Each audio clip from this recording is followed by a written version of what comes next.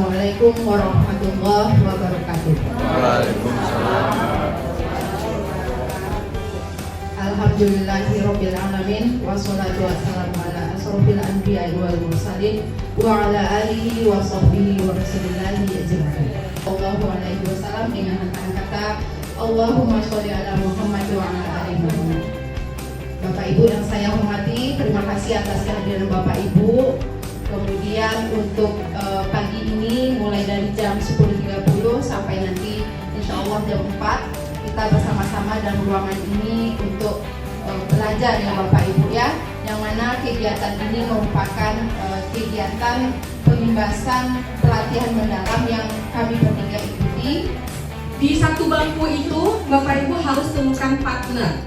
Kalau tidak ada partner betul-betul timpang Bapak Ibu. Harus ada partner ya. Dengan partnernya itu punya pena satu Bapak Ibu. Ada pena satu ya Bapak Ibu. Satu aja, jangan kedua-duanya punya pena. Ya. Itu Bapak Ibu tepuk meja. Jangan kuat-kuat ya, nanti marah Bu ini. Kalau bum tepuk mejanya. Bum. Bum. Bum bum bum.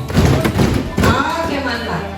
Nah, ada claps, ada boom, ada pen. Jadi penanya nanti, nah itu Bapak Ibu perjuangkan itu ya. Itu jihadnya nanti di penanya ya Bapak Ibu ya. Oke, ready Bapak Ibu? Claps, claps, boom. Claps, claps, boom, boom, claps, pen. Belum connect ya. Nanti yang kalah ada tugasnya nanti. Nanti yang kalah presentasi, ya. Oke. Yang kalah presentasi nanti kalau Ibu terpilih yang kalah ini gitu ya. Oke. Sekali lagi, ini yang 3 kali mungkin untuk penentu ya. Claps, claps, boom, claps, boom, boom, pen. Sudah ada yang 2-0? 2-0. Nanti udah dapat siapa yang kalah. Oke, Bapak Ibu terima kasih, boleh duduk kembali. Nah, apa kesimpulannya Bapak Ibu? Bahwa ternyata kehadiran guru, tindakan guru itu membekas lama kepada siswanya. Dan siswa itu butuh waktu untuk merecovery itu. Nah, karena itulah pada pembelajaran kita kemarin itu yang diangkat pertama kali adalah pola pikir Bapak Ibu. Sebenarnya waktu ini ditampilkan oleh narasumbernya, ini disampaikan untuk kita sampaikan ke siswa. Tapi ternyata ini menyentil untuk diri kita sendiri. Apa itu pola pikir? Pola pikir adalah segalanya, betul sekali. Karena dari pola pikir itu mengatur tindakan dan hasil. Bagaimana caranya Bapak Ibu kalau kita udah mendoktrin diri kita berada dalam fixed mindset? Ada tahapan ternyata. Kita dibantu berubah itu dengan beberapa tahapan. Belajar cara mengenali suara PPT, kemudian merubah suara PPT itu menjadi suara PPB atau pola pikir bertumbuh. Tapi sebelum itu, saya mau Bapak Ibu ingat sebentar, mungkin 1 menit. Pernah nggak Bapak Ibu dalam situasi yang sama seperti saya tadi? Kayaknya ini nggak bisa deh. Artinya Bu Meli awalnya fixed mindset, kemudian mengatakan tidak mampu, tapi akhirnya belajar kan? Belajar untuk bisa. Misalnya kesenian, mungkin semua kita punya ada jiwa seninya walaupun bukan tampil kesenian. Goyang-goyang pinggul sedikit itu udah ada jiwa seninya berarti Bapak Ibu. Nah, jadi pola pikir bertumbuh. Oke. Ada lagi Bu Yudia, masih banyak kan di bawahnya. Nah, ini Bapak Ibu. Jadi suara pola pikir tetap itu, kalau saya gagal berarti saya nggak mampu. Kalau pola pikir bertumbuh, kalau saya gagal berarti saya harus belajar lagi, mencoba lagi. Kayak Einstein ya Bapak Ibu, di percobaan ke 1000 sekian baru dia bisa menciptakan create something-nya itu. Udah di percobaan yang entah keberapa kalinya.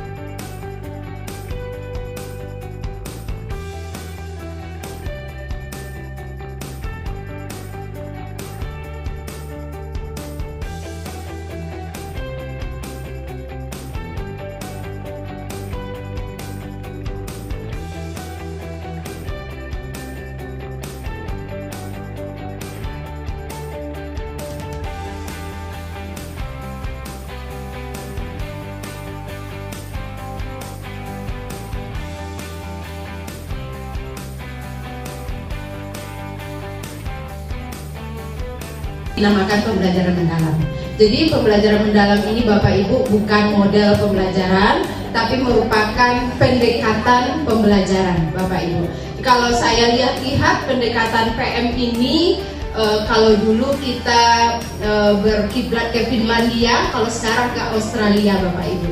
Ya, jadi ini itu diadaptasi dari negara Australia. Nah, jadi baik Bapak Ibu, untuk pembelajaran mendalam ini intinya adalah pendekatan yang memuliakan peserta didik kita. Saya yakin kita itu sudah melaksanakan PM ini sebenarnya. Ya Bapak Ibu ya, kita pasti sudah memuliakan anak murid kita di dalam kelas. Tapi dengan adanya kurikulum atau pendekatan PM yang diperkenalkan oleh kementerian sekarang ini, bagaimana kita melakukan pendekatan PM ini menjadi lebih sistematis lagi seperti itu. Oke, baik Bapak Ibu, untuk PM ini ada beberapa poinnya, ada 4 poin penting sebenarnya dalam PM. Yang pertama adalah prinsip pembelajaran. Masih ingat Bapak Ibu tadi mungkin di kuisnya juga sudah ada apa saja prinsip pembelajaran pada PM? Ada yang bisa menjawab Bapak Ibu?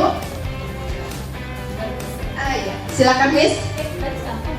Enggak, Miss. Oh iya. Berkesadaran, bermakna dan menggembirakan. Iya betul nggak? Ya. Oh betul banget. Makasih. Apa lagi tuh? Berkesadaran,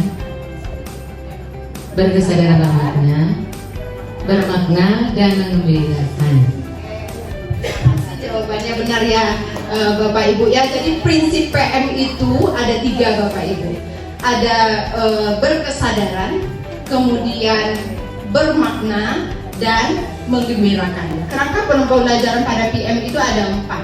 Yang pertama yaitu praktik pedagogis, yang kedua adalah lingkungan pembelajaran, yang ketiga adalah pemanfaatan digital, dan yang keempat adalah kemitraan pembelajaran. Jadi Bapak Ibu kita ulangi kembali bahwa prinsip itu ada 3 ya Bapak Ibu ya. Prinsip yang memang diharapkan dari awal kita masuk kelas sampai kita keluar kelas itu harus ada di dalam kelas kita.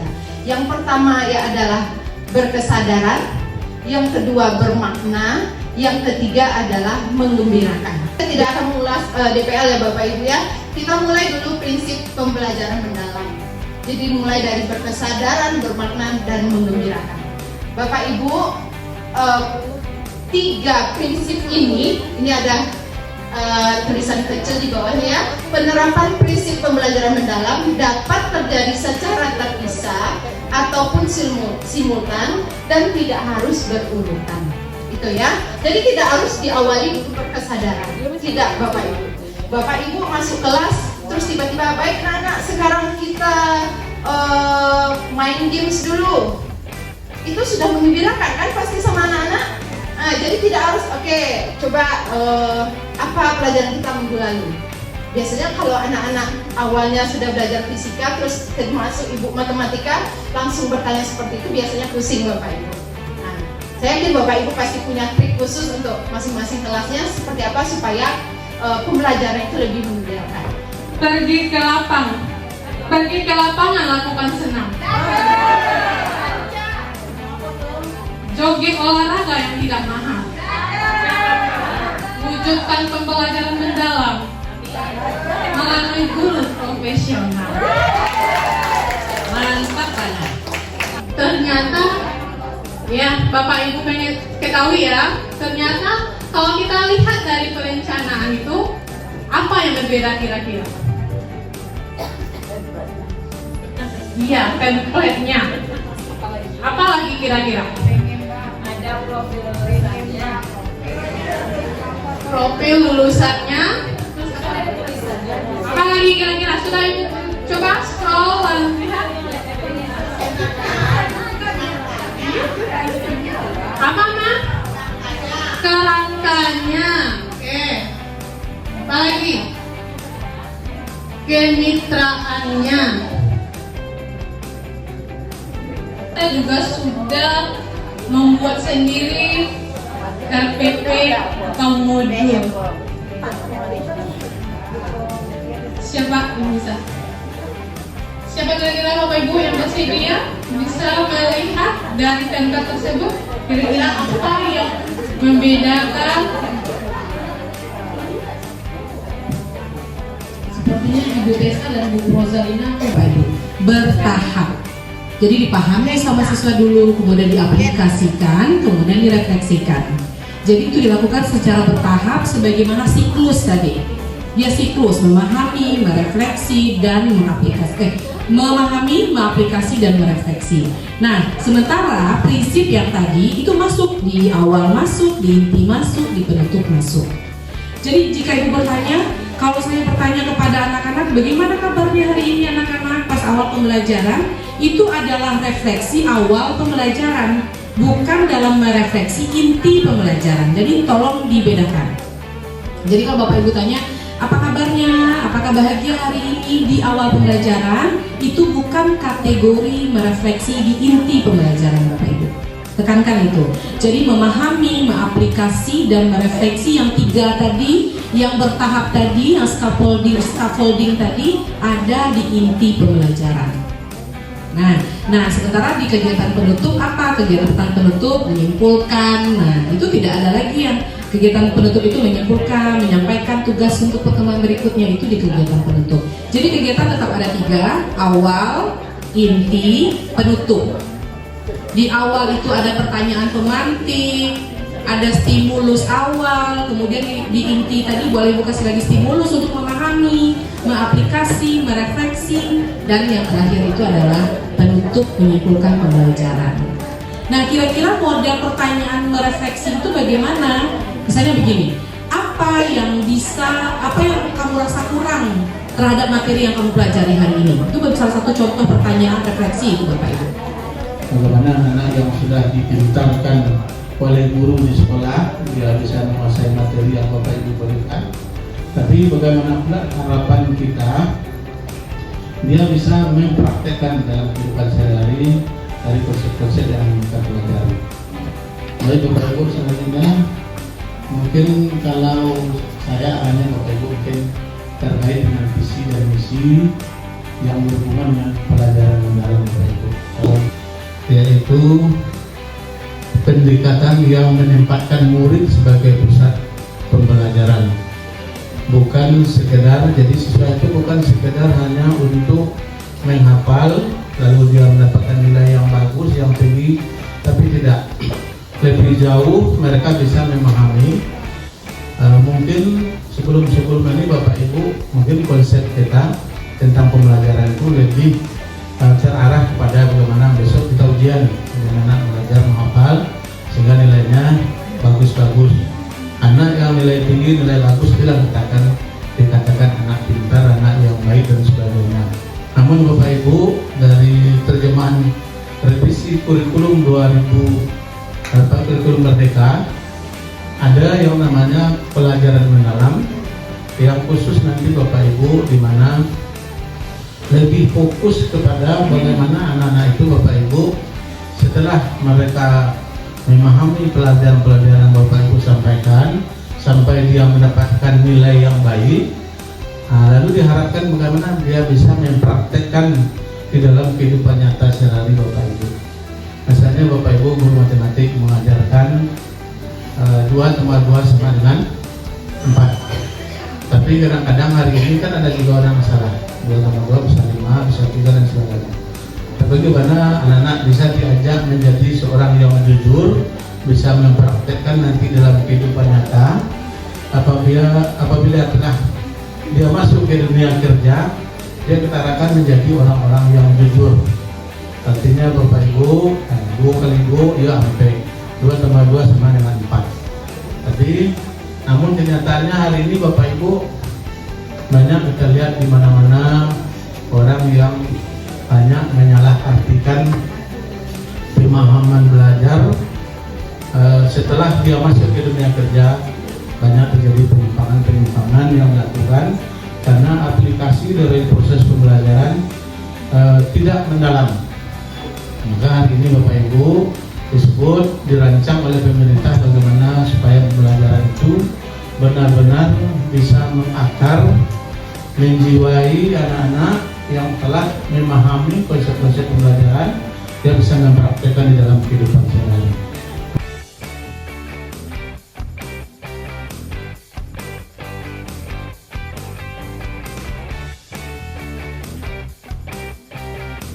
Dan yang kedua, peserta didik juga mampu menjelaskan fungsi seni rupa dan fungsi seni rupa murni dan terapan serta ini maaf Bapak Ibu, nanti ada sedikit koreksi di poin nomor 2 nanti akan ada sedikit perubahan karena copy paste belum kita edit, mohon maaf masih satu ya.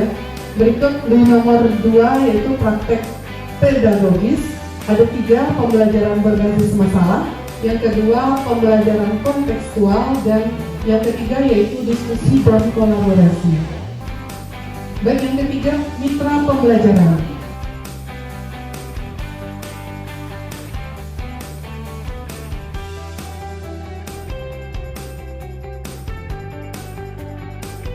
Jadi itu kami rumuskan, sebenarnya implementasi dari fungsi-fungsi ini masih banyak, tapi kami mencantumkan 3 bidang studi dari guru mata pelajaran tersebut. Selanjutnya yaitu lingkungan pembelajarannya. Yang pertama ruang fisik, yaitu ruang belajar atau ruang kelas peserta didik masing-masing. Kemudian ruang virtual itu tidak kami gunakan. Selanjutnya budaya pelajar yang tercipta yaitu kolaboratif, berpartisipasi aktif, dan menumbuhkan rasa ingin tahu.